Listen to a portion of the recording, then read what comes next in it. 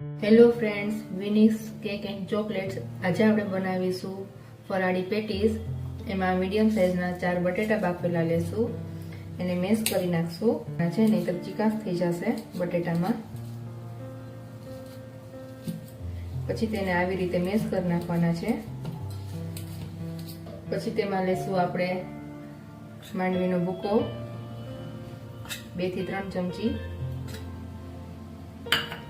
પછી તેમાં નાળિયેરનું ખમણ લેશું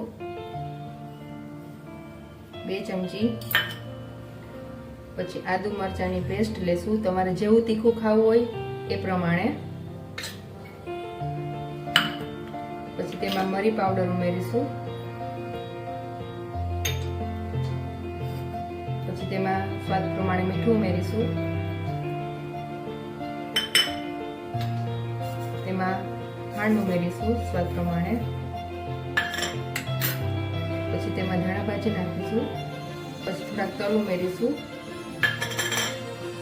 અને લીંબુ ઉમેરીશું થોડું.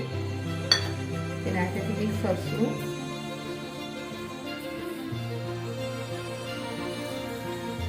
તો પેટીસનો મસાલો રેડી છે. તેને આપણે નાના નાના ગોળા વાળી લઈશું.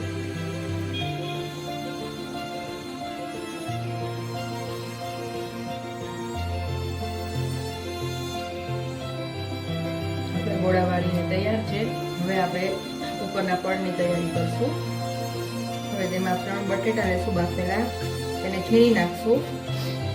એક પણ ગાંઠા ન રહેવા જોઈએ, તો સરસ પડ થશે. એકદમ ઠંડા બટેટા હોવા જોઈએ, ગરમ ના હોવા જોઈએ. ગરમ હશે ને તો ચીકાશ થઈ જશે. સ્વાદ પ્રમાણે નિમક ઉમેરીશું અને 2 થી 3 ચમચી આરા લોટ ઉમેરીશું. પછી મિક્સ કરીને તમને વધારે ચીકાશ લાગે તો થોડોક તમે નાખી શકો. તેને મિક્સ કરશું.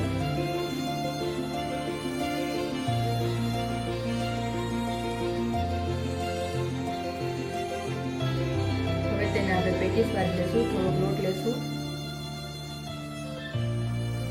એકદમ પાતળું પડ કરવાનું છે. થોડોક લોટમાં હાથ ઉના કરતા જાશો એટલે હાથમાં ચોટે નહીં. આવી રીતે થેપી હાથેથી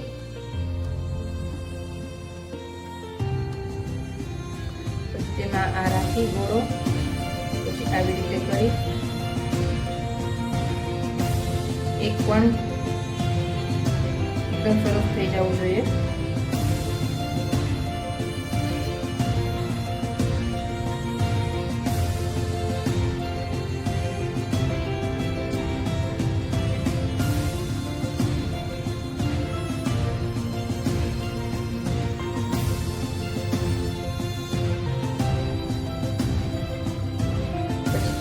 રગડોળી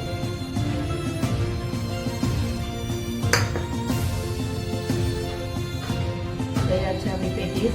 આપણે બધી પેટીસ આવી રીતે વાળી લેશું. જે આપણી તૈયાર છે. હવે એને મીડિયમ ધીમા તાપે આપણે તળી લેશું. હલો, પેટીસ થઈ ગઈ છે. હવે આપણે એને ધીમા તાપે તળી લેશું. તેલ આવી ગયું છે.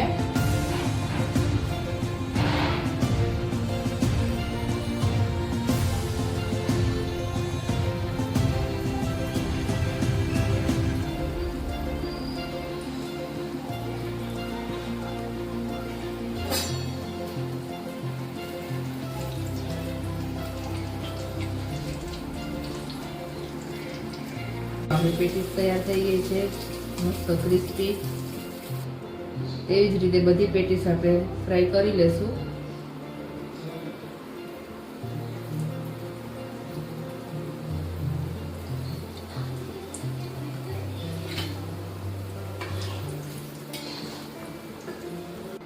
આપણી બધી પેટીસ તૈયાર થઈને રેડી છે.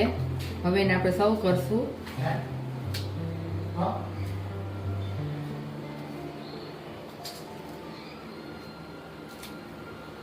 ગ્રીન ચટણી અને ખજૂર આમલીની ચટણી સાથે આપણે સર્વ કરશું. રેડી છે આપણી પેટીસ.